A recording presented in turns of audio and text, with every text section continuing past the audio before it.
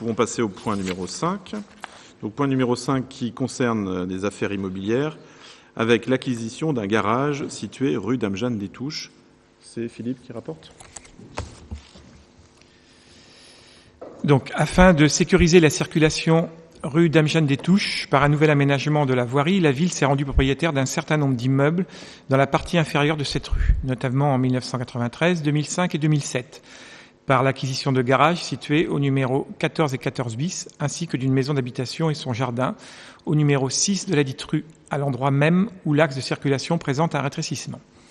Monsieur Pillon, propriétaire de la parcelle AR numéro 603 d'une superficie de 27 mètres carrés, rue Dame-Jeanne des Touches à Avranches, sur laquelle est édifié un bâtiment en pierre à usage de garage, serait disposé à céder celle-ci, moyennant le prix net vendeur de 33 000 €. La ville pourrait ainsi non seulement sécuriser la circulation rue Dame-Jeanne des Touches, mais aussi permettre la création de logements. Ce projet visant à améliorer l'esthétique du quartier situé en centre-ville permettrait de surcroît d'accueillir de nouveaux habitants.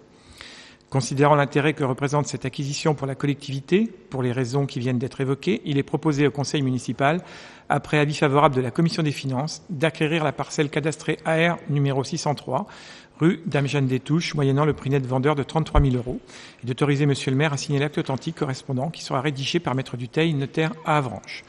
Donc voilà, nous arrivons au bout d'un long processus entamé déjà par l'équipe précédente sur cette partie de la ville, qui va nous permettre maintenant d'avoir la propriété de l'ensemble de cet espace. Il nous reste une petite bande de terrain à obtenir aussi, parce qu'il y avait un acte qui avait été mal formulé en son temps. Donc ça ne devrait pas poser de soucis dans les mois qui viennent, et donc nous pourrons après, à loisir, réfléchir à ce qu'il sera possible de faire sur cet endroit important, puisque dans le cadre de notre travail de réflexion sur le quartier Saint-Gervais, nous allons donc pouvoir enfin avoir une maîtrise foncière totale sur cet espace.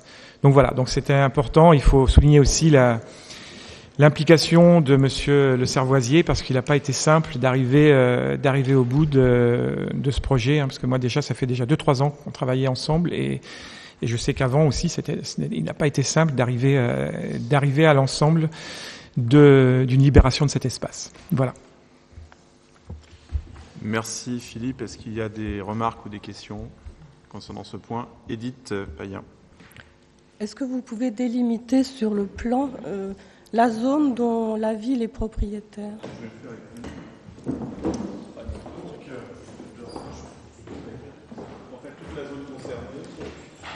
Vous avez cette impasse ici qui donne sur le terrain qui est là. Voilà. Donc cette maison ici n'existe plus, puisque nous l'avons détruite en début 2017 et fin 2017, vous savez plus exactement. Donc nous sommes propriétaires de cette partie-là.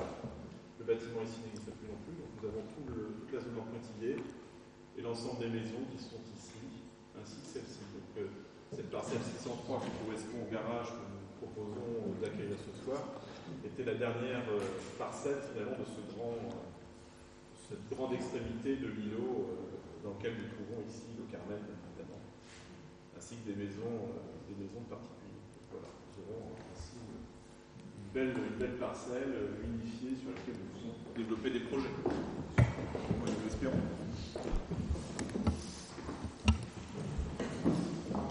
Est-ce que la réponse vous satisfait?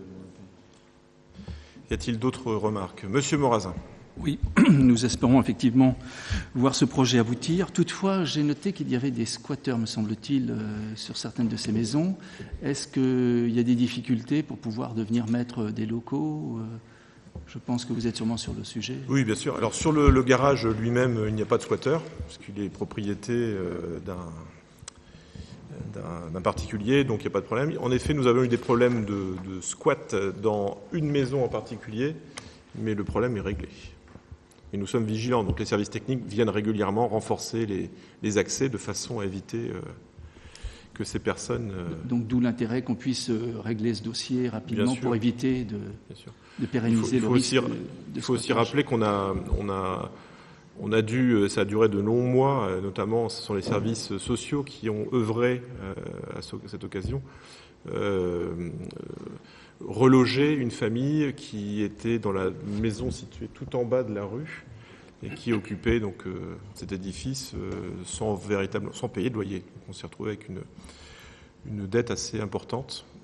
Et surtout, le vrai problème pour nous, c'est que nous avions des personnes qui vivaient dans des conditions insalubres, très précaires, avec une installation électrique qui menaçait d'un moment à l'autre de mettre le feu à l'édifice. Donc il y a eu un travail d'accompagnement assez lourd, assez compliqué, et qui nous a permis de reloger la famille en question. Donc aujourd'hui, voilà, la situation est en passe d'être stabilisée concernant cette partie du quartier Saint-Gervais. Y a-t-il d'autres interventions ? C'est clair pour tout le monde, donc je me permets de mettre aux voix. Y a-t-il des votes contre ? Je n'en vois pas. Des abstentions ? Il n'y en a pas non plus, donc unanimité sur cette question numéro 5.